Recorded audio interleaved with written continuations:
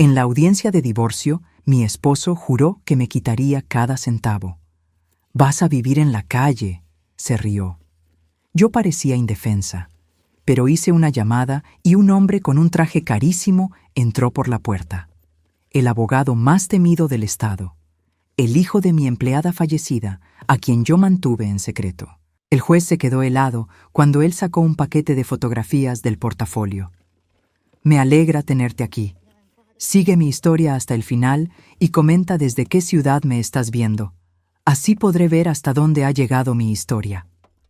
El aire acondicionado del tribunal zumbaba con esa monotonía que te taladra los nervios. Me senté en la silla de madera dura, sintiendo cómo el frío se me metía hasta los huesos a través del vestido azul marino que había elegido esa mañana. Pensé que era importante verme respetable, digna. Qué ingenua fui. Ramón estaba sentado al otro lado de la sala, su traje gris carbón impecable como siempre. A su lado, Daniela lucía un vestido rojo que costaba más que el salario mensual de 3 meses de cualquier trabajador honesto. 29 años, cabello rubio platinado, uñas perfectas. Todo lo que yo había dejado de ser hacía mucho tiempo, según mi esposo. El abogado de Ramón, un hombre corpulento con voz de barítono que retumbaba en la sala, se paseaba frente al estrado como un tiburón que huele sangre en el agua. «Su señoría», decía con esa sonrisa falsa que practican los abogados caros, «mi cliente ha sido extremadamente generoso al ofrecer cualquier compensación a la señora Fabiola Herrera. Después de 41 años de matrimonio, ella nunca trabajó un día en su vida. Vivió como una reina, gastando sin límites mientras mi cliente construía un imperio de la nada». Sentí que algo se retorcía en mi estómago. 41 años reducidos a esa mentira tan simple, tan cruel. Mis manos se aferraron al bolso negro que descansaba en mi regazo, el mismo bolso que había comprado en una tienda de segunda mano cuando Ramón me reducía la mesada porque gastaba demasiado en tonterías. «La verdad es», continuó el abogado, gesticulando teatralmente, «que la señora Herrera ha sido una carga financiera durante décadas. Mi cliente solicita que se le otorgue la custodia total de todos los bienes matrimoniales, incluyendo la residencia familiar de $500,000, las cuentas bancarias con un total de $2,5 millones y la empresa familiar valorada en $800,000. Ramón se inclinó hacia adelante en su silla y vi esa sonrisa que había llegado a odiar. Era la misma sonrisa que ponía cuando me explicaba por qué no podía comprar algo que necesitaba, por qué mis amigas no eran apropiadas para su estatus, por qué mis opiniones no importaban en las decisiones familiares. Cuando me tocó el turno de hablar, mi voz salió más pequeña de lo que esperaba. El micrófono amplificaba cada temblor, cada pausa insegura. «Su señoría, yo cuidé del hogar durante todos estos años. Crié. Bueno, no tuvimos hijos propios, pero cuidé de la casa, organicé las cenas de negocios, apoyé a mi esposo en cada decisión importante». «¿Apoyo?». La voz de Ramón cortó el aire como un látigo. Su abogado le hizo un gesto para que se callara, pero ya era demasiado tarde. «¿Llamas apoyo a gastar mi dinero en caprichos? ¿A contratar empleadas domésticas que yo tenía que pagar? ¿A vivir como una parásita todos estos años?».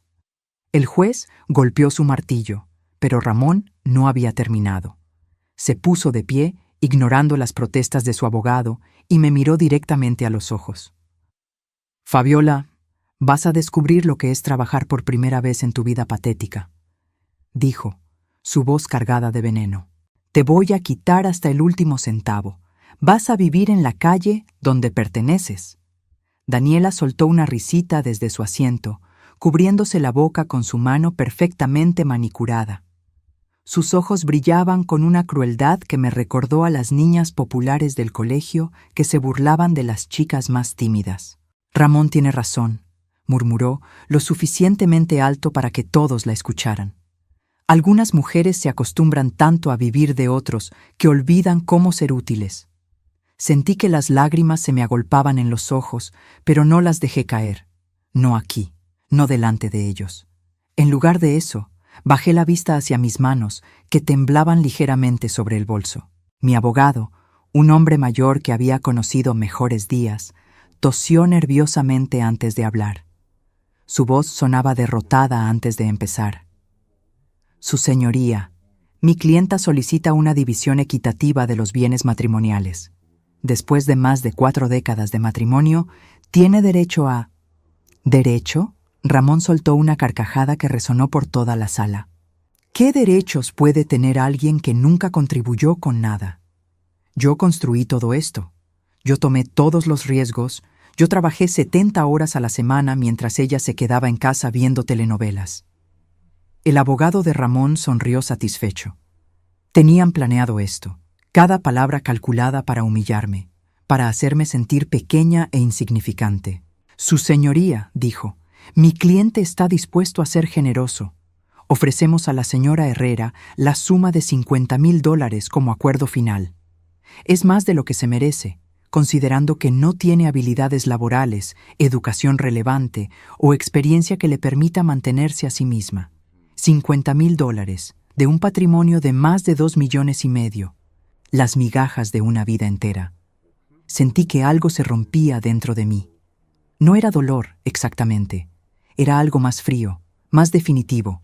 Era el momento en que finalmente entendí que el hombre con quien había compartido 41 años de mi vida me veía exactamente como me estaba describiendo, como nada. Señora Herrera, dijo el juez, su voz neutra pero no sin compasión. ¿Acepta usted la oferta propuesta por la parte demandante? Levanté la vista lentamente. Ramón me miraba con esos ojos grises que una vez pensé que eran gentiles. Daniela seguía sonriendo, como si estuviera viendo una película divertida. Los abogados esperaban, seguros de que aceptaría lo que me ofrecían porque, después de todo, ¿qué otra opción tenía una mujer como yo? Por un momento, consideré decir que sí. Sería más fácil. Podría tomar esos $50,000, encontrar un apartamento pequeño, vivir el resto de mis días en silencio y soledad. Ramón y Daniela podrían seguir con sus vidas, riéndose de la vieja tonta que se había conformado con las migajas. Pero entonces recordé algo. Una conversación que había tenido 6 años atrás, en un hospital que olía a desinfectante y tristeza. Una promesa que había hecho a una mujer que significaba más para mí que mi propio esposo. Saqué mi teléfono celular del bolso. Era un modelo antiguo, nada elegante, pero funcionaba perfectamente. Marqué un número que sabía de memoria, un número que había guardado como un secreto durante todos estos años. Ramón frunció el ceño al verme con el teléfono.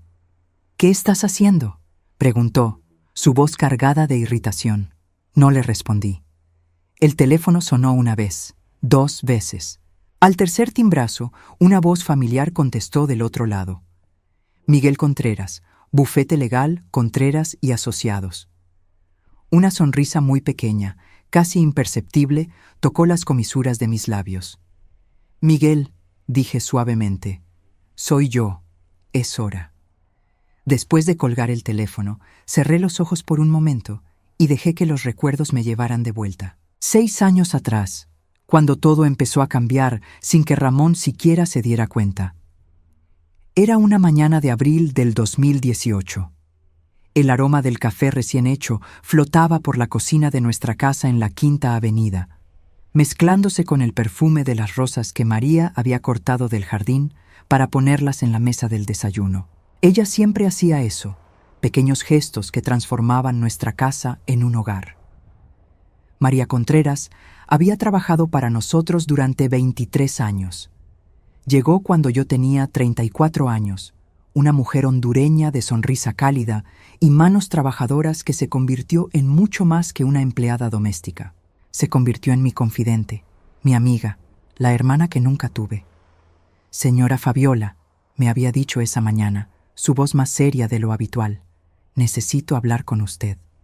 Yo estaba sentada en la mesa de la cocina, todavía en mi bata de casa, bebiendo mi primera taza de café del día. Ramón ya se había ido a la oficina, como siempre, saliendo de la casa a las 6:30 de la mañana, sin siquiera decir buenos días. Claro, María, siéntate conmigo. Ella se sentó, pero no antes de servirse una taza de café. Durante todos esos años había logrado que se sintiera cómoda conmigo, que supiera que en esta casa ella no era solo una empleada, era familia. Fui al médico ayer, dijo, sus manos morenas envolviendo la taza blanca como si necesitara el calor. Los resultados de los análisis no son buenos. El mundo se detuvo. Sabía, antes de que dijera las palabras, lo que venía. Había visto esa misma expresión en el rostro de mi propia madre años atrás. ¿Cáncer?, pregunté, mi voz apenas un susurro. Ella asintió, las lágrimas comenzando a brotar de sus ojos. Cáncer de páncreas. El doctor dice que está avanzado. Me levanté de la silla tan rápido que casi la tiré al suelo. Sin pensar, me acerqué a ella y la abracé. María lloró en mis brazos como una niña asustada, y yo lloré con ella. ¿Qué vamos a hacer?, le pregunté, aunque ya sabía la respuesta. Haríamos todo lo que fuera posible. El doctor dice que hay tratamientos, pero son caros, muy caros. Mi seguro médico no cubre todo, y yo no tengo suficientes ahorros. No te preocupes por eso, le dije, apartándome para mirarla a los ojos. Yo me encargo de todo. Cada centavo, cada tratamiento, cada medicina que necesites. Señora Fabiola, no puedo pedirle eso. No me estás pidiendo nada, te lo estoy ofreciendo. Esa tarde, mientras Ramón estaba en una de sus largas reuniones de negocios, llevé a María a ver al mejor oncólogo de la ciudad. El doctor Martínez nos explicó el plan de tratamiento. Quimioterapia agresiva, medicamentos experimentales, posibles cirugías. El costo total podría llegar a los $80,000. Lo haremos todo, le dije sin dudarlo un segundo. Ramón nunca se enteró. Durante los siguientes meses, mientras él estaba ocupado con sus negocios y sus cenas de trabajo que duraban cada vez más tiempo, yo me convertí en la sombra de María. La llevaba a sus citas médicas, me quedaba con ella durante las sesiones de quimioterapia. La cuidaba cuando los efectos secundarios la dejaban demasiado débil para trabajar. Fue durante uno de esos largos días en el hospital que conocí realmente a Miguel. Tenía 18 años entonces, un joven alto y delgado con los mismos ojos gentiles de su madre, pero con una determinación férrea que me recordaba a mí misma cuando era joven. Señora Fabiola, me había dicho en una de las salas de espera del hospital, quiero que sepa que voy a devolverle cada centavo que está gastando en mi madre. Miguel, no tienes que... Sí tengo que, me interrumpió, su voz firme pero respetuosa. Usted está salvando la vida de mi madre. Eso no tiene precio, pero voy a encontrar la manera de pagarle. Había terminado la preparatoria con las mejores calificaciones y había obtenido una beca parcial para estudiar Derecho. Pero una beca parcial no era suficiente para cubrir todos los gastos de una educación universitaria de calidad. ¿Cuánto necesitas?, le pregunté. No puedo pedirle eso. No me estás pidiendo, te lo estoy ofreciendo. Era la misma conversación que había tenido con María, pero esta vez había algo más, una intuición, un presentimiento de que este joven podría ser importante en mi vida de maneras que aún no podía imaginar. Esa noche, cuando llegué a casa, Ramón estaba en su estudio, como siempre. No me preguntó dónde había estado. No notó que había estado llorando. No se dio cuenta de que había retirado $8,000 de nuestra cuenta de ahorros para pagar el primer semestre de la Universidad de Miguel. Durante los siguientes meses, desarrollé un sistema. Retiraba dinero en pequeñas cantidades, siempre con excusas diferentes. Compras para la casa, regalos para sus cenas de negocios, gastos del jardín. Ramón nunca revisaba los estados de cuenta con detalles. Confiaba en mí para manejar los gastos del hogar mientras él se concentraba en cosas más importantes. Miguel estudió Derecho con una pasión que me emocionaba. Cada semestre, cada año, yo me aseguraba de que tuviera todo lo que necesitaba: matrícula, libros, apartamento cerca de la universidad, incluso dinero para comida y gastos personales. En total, durante 6 años, invertí $150,000 en su educación. Pero María perdió su batalla. Recuerdo el último día. Estaba en su cama del hospital, conectada a máquinas que pitaban constantemente. Miguel estaba a su derecha, yo a su izquierda. Ramón había venido una vez durante toda su enfermedad, 5 minutos de visita forzada para mantener las apariencias. «Fabiola», me susurró María, su voz apenas audible. «Prométeme algo». «Lo que sea», le dije, tomando su mano entre las mías. «Cuida de Miguel. Él va a hacer algo grande, algo especial, pero va a necesitar que alguien crea en él. Te lo prometo». Ella murió esa noche, en paz, rodeada de las 2 personas que la amábamos de verdad. Después del funeral, Miguel vino a verme a la casa. Ramón estaba en un viaje de negocios, por supuesto. No había considerado necesario cancelar sus planes para el funeral de la empleada. «Señora Fabiola», me dijo Miguel, sentado en la misma silla de la cocina donde su madre solía desayunar conmigo. «Quiero que sepa que voy a terminar mis estudios. Voy a convertirme en el mejor abogado que pueda ser. Y cuando eso pase, voy a estar aquí para usted, siempre que me necesite». Le entregué el anillo de María, un simple anillo de plata que ella siempre llevaba puesto. «Tu madre quería que lo conservaras», le dije. Miguel se lo puso en su dedo meñique y me miró con una solemnidad que iba más allá de sus 18 años. «Algún día», me dijo, «voy a devolverle todo lo que ha hecho por nosotros». Durante los siguientes 6 años mantuve el contacto con Miguel. Le mandaba $1,200 cada mes, dinero que Ramón nunca notó que faltaba. Graduación de la universidad, entrada a la escuela de Derecho, prácticas profesionales en los mejores bufetes de la ciudad. Lo vi crecer, lo vi convertirse en el hombre brillante que María había soñado que sería, y ahora, sentada en este tribunal frío e impersonal, mientras Ramón me despojaba de mi dignidad delante de extraños, finalmente entendí por qué había sido tan importante mantener ese secreto todos estos años. No había sido solo generosidad, había sido una inversión en justicia. Una voz familiar contestó del otro lado del teléfono, y supe que el niño que había cuidado como a un hijo estaba a punto de convertirse en mi protector. El silencio en la sala del tribunal se volvió espeso como miel. Todos los ojos estaban fijos en mí, esperando que colgara el teléfono y aceptara mi humillación con la dignidad silenciosa que habían esperado durante 41 años. Ramón tamborileó con los dedos sobre la mesa, impaciente. Daniela se retocó el lápiz labial usando la pantalla de su teléfono como espejo. «Miguel», repetía al teléfono, mi voz ahora más firme, «estoy en el Tribunal del Distrito, sala 302. ¿Puedes venir?» La voz al otro lado era calmada, profesional, pero pude detectar algo más debajo de la superficie. Una determinación que me recordó a su madre. «Ya estoy en camino, señora Fabiola. Llegaré en 15 minutos». Colgué y coloqué el teléfono de vuelta en mi bolso. El abogado de Ramón se aclaró la garganta. «Su señoría, la señora Herrera está obviamente jugando por tiempo. Mi cliente tiene una agenda muy ocupada y...» «Estoy esperando a mi representante legal», dije con calma, interrumpiéndolo. Ramón se echó a reír, una risa áspera que resonó por la sala. «¿Tu representante legal? Fabiola, contrataste al abogado más barato que pudiste encontrar porque ni siquiera tienes dinero para uno decente. ¿Qué estás tramando ahora?» No le respondí. En lugar de eso, me acomodé en mi silla y crucé las manos sobre mi regazo. Por primera vez en meses, me sentía completamente tranquila. Era como si una carga invisible se hubiera levantado de mis hombros.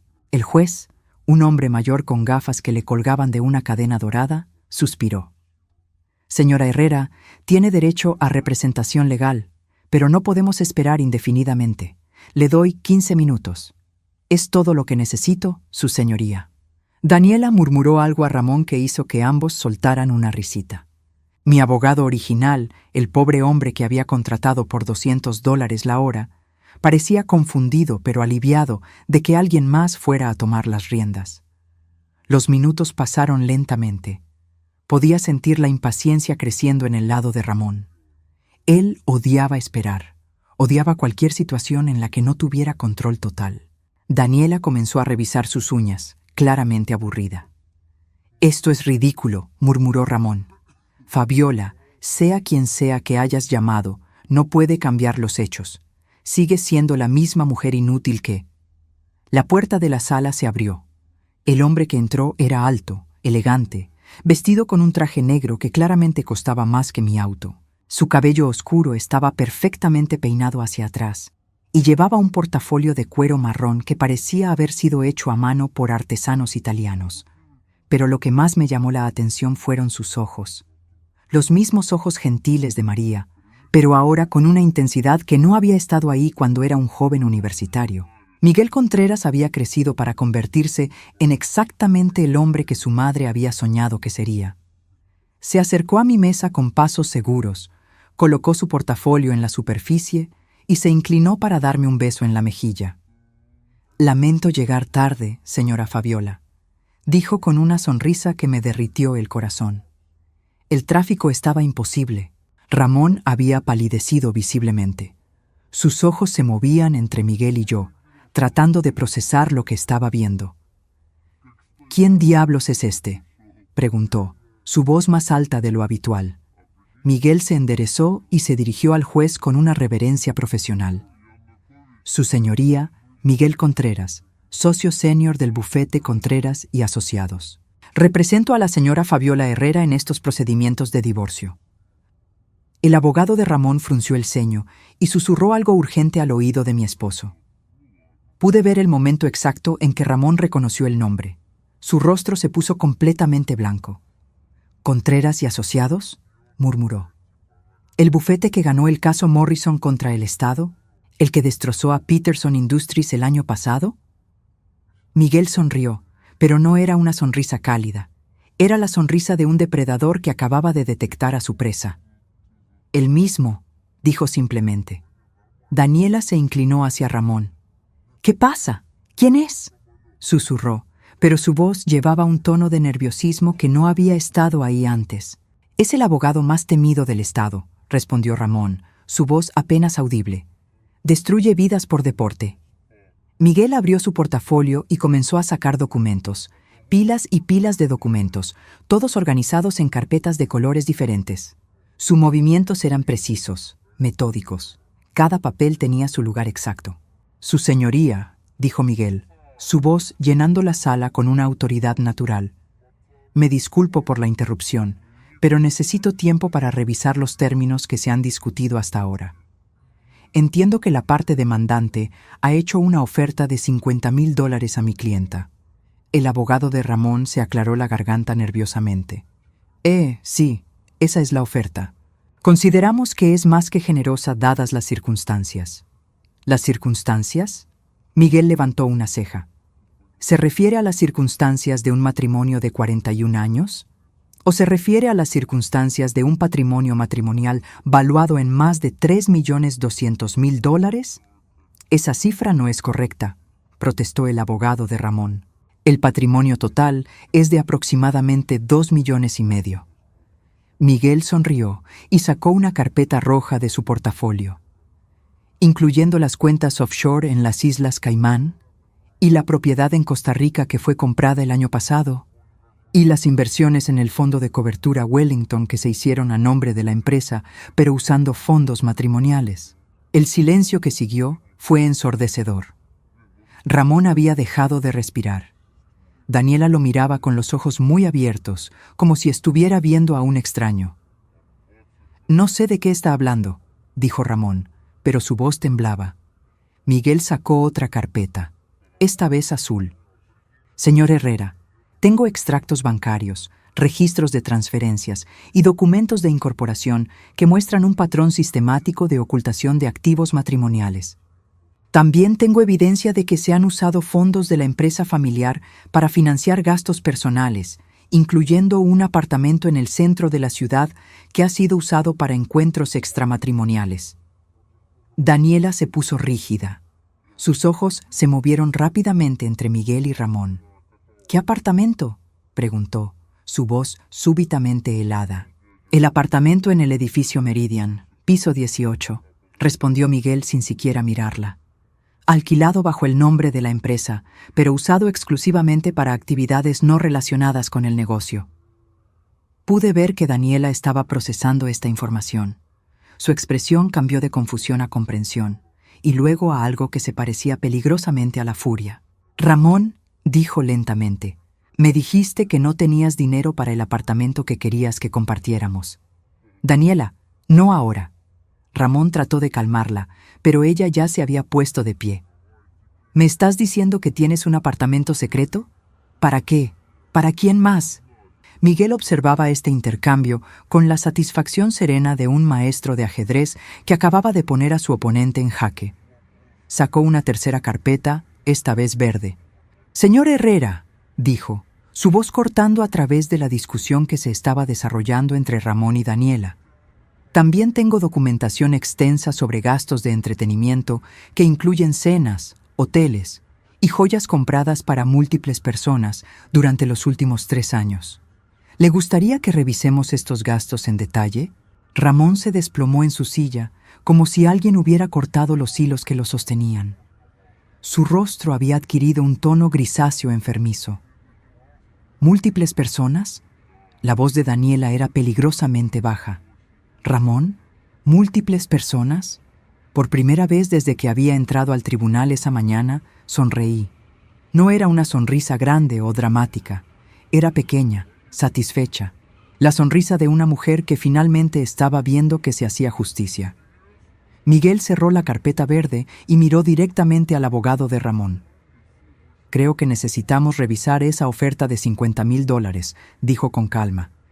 Considerando las circunstancias reales del caso, el juez se inclinó hacia adelante, claramente intrigado por el giro que habían tomado los eventos. «Señor Contreras, ¿está sugiriendo que hay activos ocultos?» «Su señoría, estoy afirmando que hay activos ocultos, mal uso de fondos matrimoniales y una campaña deliberada para defraudar a mi clienta de sus derechos legítimos después de más de 4 décadas de matrimonio». Miguel abrió su portafolio una vez más y sacó una carpeta final. Esta era negra, más gruesa que las otras. «¿Y eso?», dijo, colocando la carpeta sobre la mesa con un golpe suave pero definitivo. «Es solo el comienzo». Ramón me miró por primera vez desde que Miguel había entrado. En sus ojos grises ya no había arrogancia ni crueldad. Solo había miedo. El niño que había ayudado a criar se había convertido en el hombre que finalmente me devolvería mi dignidad. La carpeta negra descansaba sobre la mesa como una bomba sin detonar. Miguel la abrió con movimientos deliberados, como un cirujano preparándose para una operación delicada. El silencio en la sala era tan denso que podía escuchar mi propio corazón latiendo contra mis costillas. «Su señoría», comenzó Miguel, su voz clara y profesional. «Lo que estoy a punto de presentar documenta un patrón de engaño financiero y personal que se extiende durante los últimos 5 años del matrimonio de mi clienta». Ramón había comenzado a sudar. Podía ver las gotas de transpiración formándose en su frente, a pesar del aire acondicionado que mantenía la sala fría como una morgue. «Esto es una farsa», murmuró, pero su voz había perdido toda su bravuconería anterior. «No tienes derecho a husmear en mis asuntos privados». Miguel sonrió, y por primera vez pude ver un destello de la personalidad feroz que había convertido su bufete en una leyenda. «Señor Herrera, cuando usted decidió ocultar activos matrimoniales y usar fondos comunes para financiar sus aventuras extramatrimoniales, convirtió sus asuntos privados en asuntos legales muy públicos». Sacó la primera fotografía de la carpeta y la colocó sobre el estrado donde el juez pudiera verla claramente. Desde mi posición solo pude distinguir que era una imagen en color, pero el efecto que tuvo en Ramón fue inmediato y devastador. Su rostro se puso completamente blanco. «Esta fotografía fue tomada el 15 de marzo del año pasado en el restaurante La Belle Époque», explicó Miguel con la misma calma con que uno comentaría el clima. «Muestra al señor Herrera cenando con una mujer que no es ni su esposa ni la señorita Daniela Santos, presente hoy en la sala». Daniela se volteó tan rápido hacia Ramón que casi se cae de su silla. ¡Qué mujer! Su voz había subido una octava completa. Miguel colocó una segunda fotografía. Esta fue tomada el 5 de abril en el Hotel Regency. Una mujer diferente, nuevamente. Luego una tercera, Hotel Continental, 23 de abril. Y una cuarta, Club de Golf Riverside, 30 de abril. Con cada fotografía, Daniela se ponía más pálida y Ramón se encogía más en su asiento. Yo observaba este espectáculo con una mezcla de fascinación y satisfacción que no había sentido en décadas. ¿Cuántas?, preguntó Daniela, su voz ahora un susurro ronco. ¿Cuántas mujeres, Ramón? Miguel sacó un documento de la carpeta. Según nuestros registros, el señor Herrera ha mantenido relaciones íntimas con al menos 7 mujeres diferentes durante los últimos 3 años, excluyendo a la señorita Santos. Los gastos relacionados con estos encuentros, pagados con fondos matrimoniales, ascienden a aproximadamente $120,000. El número cayó en la sala como una piedra arrojada a un estanque silencioso. $120,000. Más del doble de lo que Ramón me había ofrecido como generosa compensación por 41 años de matrimonio. Imposible, murmuró el abogado de Ramón, pero ya no sonaba convincente ni siquiera para sí mismo. Miguel sacó una pila de papeles. Facturas de hoteles, restaurantes, joyerías, floristerías, tiendas de ropa femenina, todo cargado a las cuentas de la empresa o a las tarjetas de crédito del matrimonio. También tengo los recibos de un apartamento amueblado en el edificio Meridian, que, como mencioné anteriormente, fue rentado específicamente para estos encuentros. Daniela se puso de pie abruptamente, su silla raspando contra el suelo de mármol con un sonido que hizo que todos en la sala se estremecieran. «¡Eres un mentiroso!», le gritó a Ramón. «Me dijiste que yo era la única.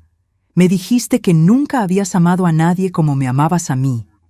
«Daniela, por favor, siéntate», murmuró Ramón, pero ella ya estaba más allá de escuchar. 5 años de mi vida perdidos contigo, y todo este tiempo estabas con otras. Miguel observaba este drama familiar desplegándose con la expresión neutral de alguien que había visto este tipo de colapsos muchas veces antes. Esperó a que Daniela terminara su arrebato y luego continuó como si nada hubiera pasado. «Su señoría, también tengo evidencia de transferencias financieras irregulares.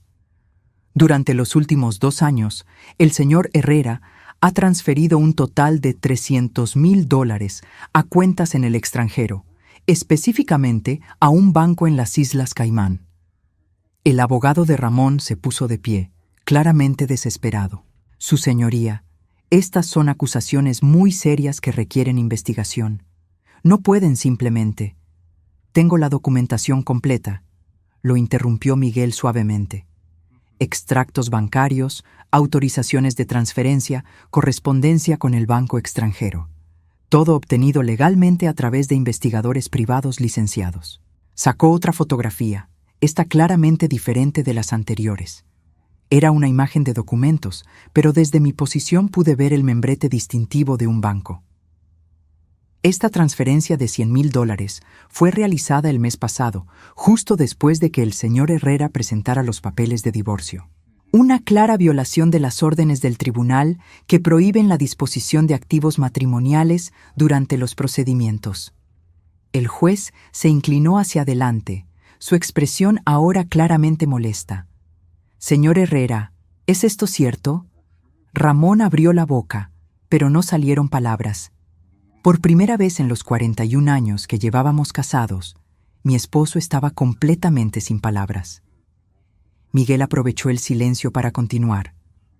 «Pero, su señoría, lo más revelador no son las transferencias de dinero, sino el propósito detrás de ellas». Sacó un último documento de la carpeta negra. Este parecía ser algún tipo de contrato legal. «El señor Herrera ha estado planeando abandonar el país. Tengo aquí una aplicación para residencia permanente en Costa Rica, donde también ha comprado una propiedad por valor de $250,000. La aplicación está fechada 3 meses antes de que presentara los papeles de divorcio». Esta revelación fue como una bofetada para mí. No solo me había traicionado, No solo me había engañado con múltiples mujeres, sino que había estado planeando huir del país, llevándose nuestro dinero y dejándome sin nada. Daniela había dejado de gritar y ahora lo miraba con una expresión de disgusto absoluto. «Ibas a irte», murmuró. «Ibas a irte y dejarme aquí como a una tonta». «Daniela, puedo explicar». «No quiero tus explicaciones». Su voz resonó por toda la sala. «Eres un mentiroso y un ladrón». Miguel cerró la carpeta negra y miró directamente al juez. «Su señoría, basándome en esta evidencia, solicito que se congelen inmediatamente todos los activos del señor Herrera, incluyendo las cuentas extranjeras. También solicito una orden de restricción que le prohíba salir del país mientras este caso esté pendiente». El abogado de Ramón estaba visiblemente en pánico. «Su señoría, estas son medidas extremas. Mi cliente tiene derecho al debido proceso». «Su cliente tiene derecho al debido proceso», concordó el juez, «pero no tiene derecho a defraudar a la corte ni a ocultar activos matrimoniales, concedidas ambas solicitudes». El martillo del juez resonó en la sala como un disparo. Ramón finalmente encontró su voz, pero lo que salió fue apenas un gemido. «Fabiola, nosotros podemos arreglar esto. Podemos llegar a un acuerdo». Por primera vez desde que había comenzado toda esta pesadilla, hablé directamente a mi esposo. «Ramón», dije, mi voz tranquila pero firme, «durante 41 años creí que eras un hombre honorable. Pensé que, a pesar de nuestras diferencias, al menos eras honesto». Me puse de pie, sintiendo una fuerza que no había experimentado en décadas. «Pero ahora veo que nunca te conocí realmente. El hombre con quien me casé no existía. Era solo una máscara que usabas para ocultar lo que realmente eras». Miguel recogió sus documentos con la misma precisión metódica con que los había sacado. «Su señoría, prepararemos una nueva propuesta de división de activos basada en la información que hemos presentado hoy. Considerando la ocultación de activos y el mal uso de fondos matrimoniales, solicitaremos una división que favorezca significativamente a mi clienta». Mientras salíamos de la sala, pude escuchar a Daniela gritándole a Ramón en el pasillo. Su voz se quebró cuando le gritó que había desperdiciado los mejores años de su vida con él. Miguel me ofreció su brazo mientras caminábamos hacia el elevador. «¿Cómo te sientes?», me preguntó suavemente. Lo pensé por un momento. ¿Cómo me sentía? No triunfante, no vengativa, solo, libre. «Como si finalmente pudiera respirar», le respondí. Las puertas del elevador se cerraron, dejando atrás el sonido de la discusión que aún continuaba en el pasillo. Ramón había subestimado completamente a la mujer silenciosa que creía conocer, y ahora estaba pagando el precio por esa arrogancia. Pero esto aún no había terminado. Tenía la sensación de que lo peor para él estaba por venir. 3 semanas después de la audiencia, me senté en la cocina de mi casa, tomando café en la misma taza que María solía usar para nuestras conversaciones matutinas. La ironía no se me escapaba. Finalmente, tenía la paz que había buscado durante años, pero había llegado a través de la destrucción total del hombre con quien había compartido la mayor parte de mi vida. Miguel había llamado esa mañana con noticias que, aunque esperadas, aún me impactaron por su magnitud. «Las autoridades fiscales han comenzado una investigación completa de las finanzas de Ramón», me había dicho, su voz profesional pero con un matiz de satisfacción personal. Los $300,000 transferidos a las Caimán eran solo la punta del iceberg. Han encontrado un patrón de evasión fiscal que se remonta a casi 10 años. 10 años. Durante una década completa, mientras yo había estado contando cada centavo para los gastos del hogar, preocupándome por el futuro financiero de nuestra familia, Ramón había estado sistemáticamente robando a la hacienda pública y ocultando dinero en el extranjero. «¿Qué significa esto para él?», le pregunté, aunque ya sospechaba la respuesta. «Cargos criminales, Fabiola. Evasión fiscal, ocultación de activos, posible lavado de dinero. Está viendo una sentencia de prisión de entre 5 y 10 años, además de multas que podrían ascender a más de $1 millón. Colgué el teléfono y me quedé sentada en el silencio de la cocina, procesando esta información.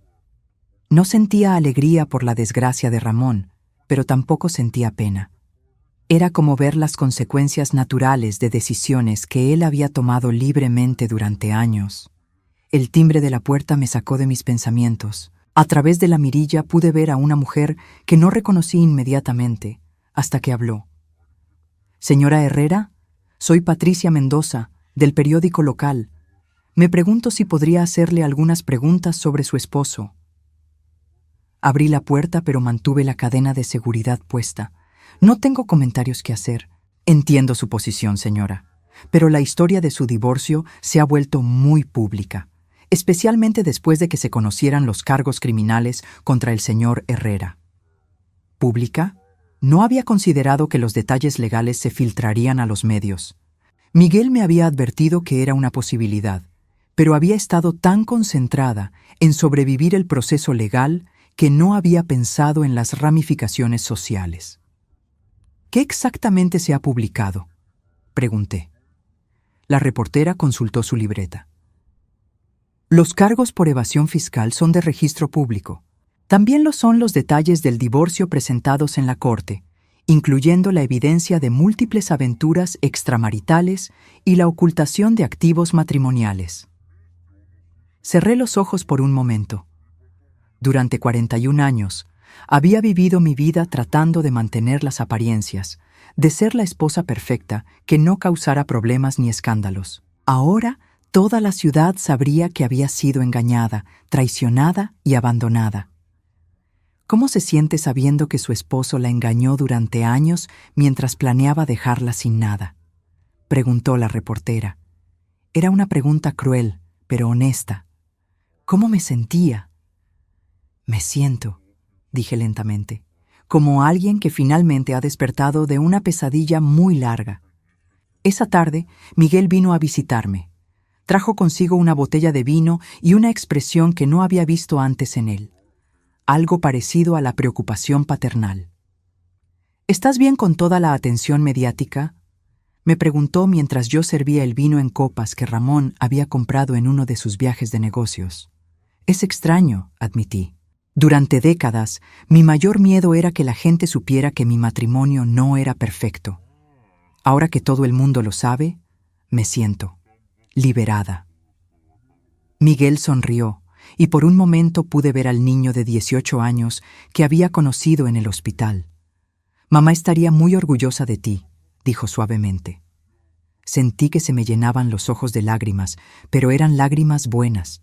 «¿Sabes qué es lo más irónico de todo esto?», le dije.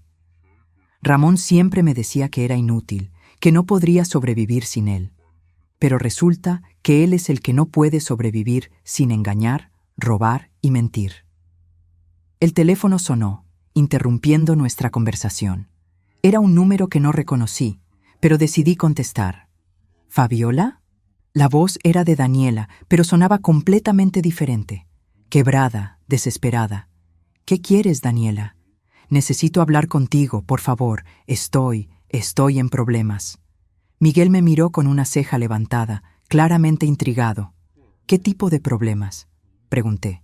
Ramón, antes de que todo esto saliera a la luz, me pidió que pusiera algunas de sus cosas a mi nombre. Dinero, inversiones. Ahora los agentes del gobierno están en mi apartamento. Dicen que soy cómplice. «Ah, así que Ramón había involucrado a su joven amante en sus esquemas financieros. La había usado no solo para gratificación personal, sino como una forma de ocultar activos adicionales». «¿Y qué esperas que haga yo al respecto?», pregunté. «Tu abogado. Él parece saber todo sobre lo que hizo Ramón. Tal vez si hablo con él, si coopero con las autoridades». Miguel me hizo una seña para que le pasara el teléfono. «Señorita Santos», dijo con su voz profesional, «soy Miguel Contreras. Si está dispuesta a testificar completamente sobre las actividades financieras del señor Herrera, puedo recomendarle un abogado especializado en cooperación con las autoridades». Pude escuchar a Daniela sollozando al otro lado de la línea. «Solo quiero salir de esto», murmuró. «Nunca supe que estaba haciendo algo ilegal. Él me dijo que era por impuestos, que era normal que los hombres de negocios manejaran sus finanzas de esa manera». Después de colgar, Miguel se recostó en su silla con una expresión pensativa. ¿Crees que es verdad?, le pregunté. ¿Qué no sabía lo que estaba pasando? Probablemente, dijo. Ramón es un manipulador experto. Probablemente la convenció de que estaba ayudándolo con estrategias legales de negocios, sin revelarle nunca las verdaderas implicaciones.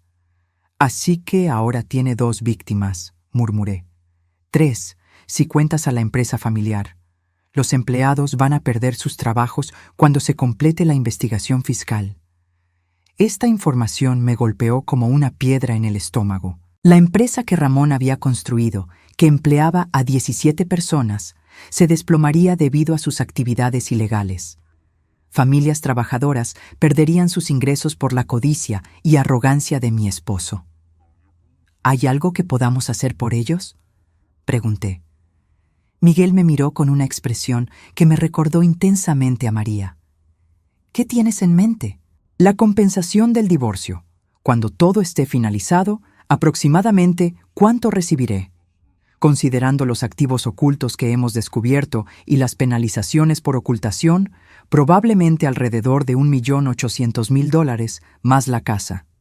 Era más dinero del que había imaginado tener jamás. Más de lo que necesitaría para vivir cómodamente el resto de mi vida. Quiero establecer un fondo, le dije, para ayudar a los empleados de la empresa mientras encuentran nuevos trabajos, y para las familias que puedan verse afectadas por todo esto. Miguel sonrió, y esta vez fue la sonrisa completa, genuina, que había heredado de su madre. Mamá definitivamente estaría orgullosa. Esa noche, sola en la casa que pronto sería completamente mía, caminé por las habitaciones que había compartido con Ramón durante tantos años. En el estudio, donde él solía encerrarse para sus llamadas de negocios, que ahora sabía que eran conversaciones con otras mujeres. En el dormitorio principal, donde había dormido al lado de un extraño durante años sin saberlo. Pero extrañamente, no sentía tristeza. Sentía algo que no había experimentado en décadas: esperanza. Tomé el teléfono y marqué un número que había memorizado años atrás, pero nunca había tenido el valor de usar. ¿Escuela de Arte Comunitaria? Sí, dije sonriendo por primera vez en meses. Me gustaría inscribirme en sus clases de pintura para principiantes. A los 63 años, finalmente, iba a hacer algo solo para mí. Ramón había perdido todo: su libertad, su dinero, su reputación y las mujeres que pensaba que podía manipular para siempre.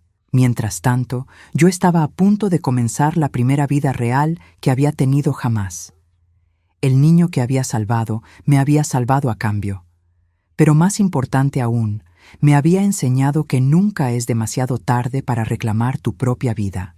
6 meses después, me encontré parada frente a un caballete en el estudio de arte, con un pincel en la mano y pintura verde en los dedos. La luz de la tarde entraba por las ventanas altas, iluminando la tela donde había estado trabajando durante semanas. Un retrato de María en su jardín, rodeada de las rosas que tanto amaba cuidar. «Está hermoso», dijo una voz detrás de mí.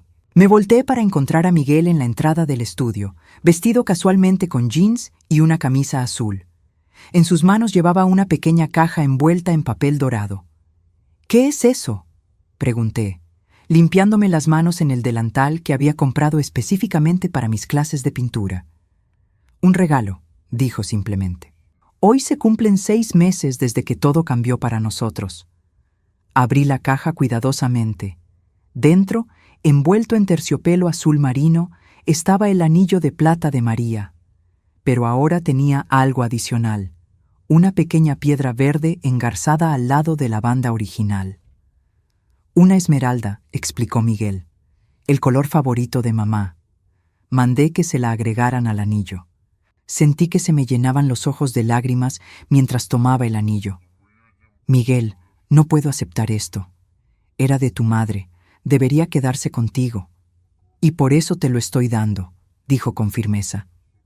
Mamá siempre decía que la familia no se define por la sangre, sino por el amor y el sacrificio mutuo. Tú la amaste como a una hermana, y ella te amó como a una hija. Y yo, hizo una pausa, como si estuviera buscando las palabras correctas. Yo te amo como a una madre. No pude contener las lágrimas. Durante 63 años había anhelado escuchar esas palabras de alguien que las dijera con sinceridad total. Ramón nunca me había dicho que me amaba sin condiciones, sin expectativas, sin agenda oculta. Pero este joven, que no tenía obligación alguna hacia mí, me estaba ofreciendo el amor puro y honesto que había estado buscando toda mi vida. Yo también te amo, Miguel, le dije, abrazándolo fuertemente.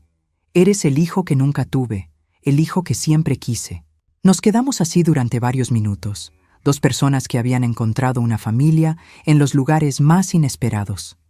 ¿Sabes algo de Ramón?, le pregunté cuando finalmente nos separamos. Miguel asintió, su expresión volviéndose más seria. La semana pasada fue sentenciado.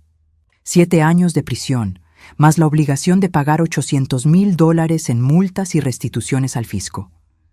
Su abogado trató de negociar una pena menor, alegando que era un hombre mayor sin antecedentes, pero el juez no mostró compasión. 7 años. Ramón tendría 72 años cuando saliera de prisión, si es que salía. Su salud nunca había sido excelente, y la tensión de los últimos meses había cobrado su precio. ¿Y Daniela?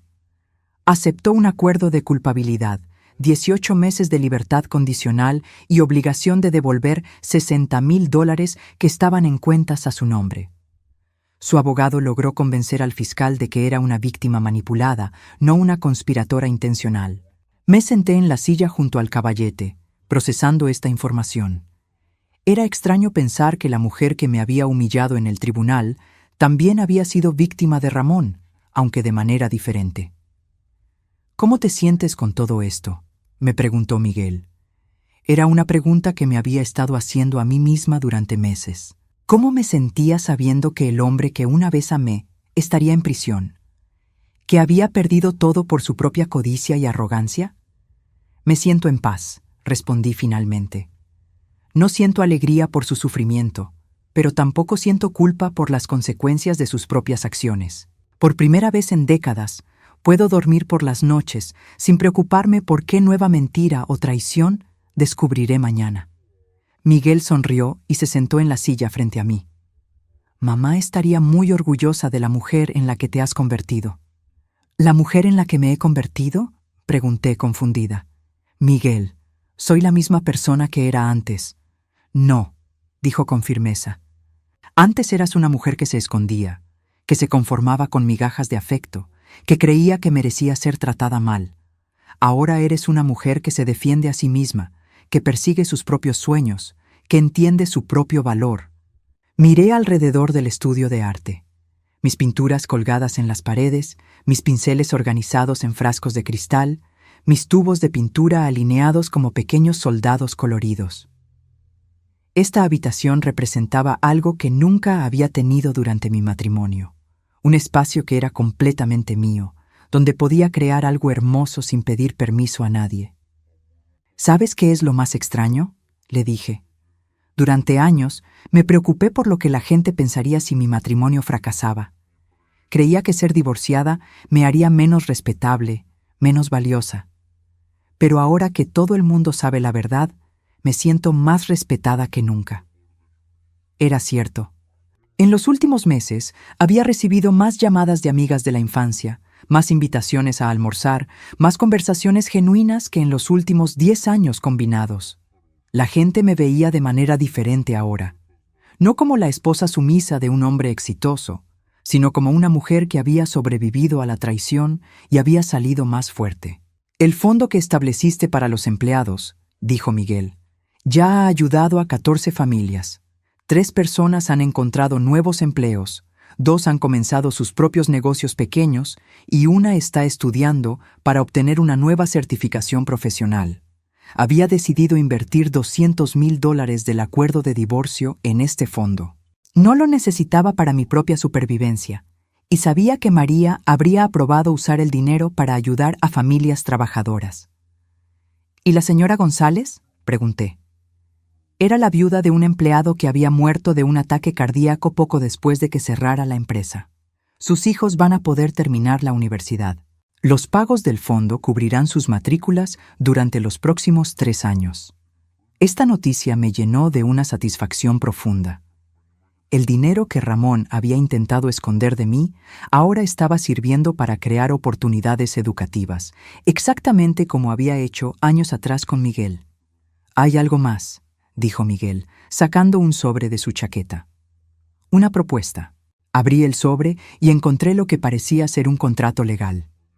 «Es una oferta para comprar la empresa», explicó. «O más bien, los restos de ella, los activos, los contratos que aún son válidos, algunos de los empleados que quieren regresar». Fruncí el ceño mientras leía el documento. «Pero la empresa está en bancarrota». No la empresa tal como existía bajo Ramón.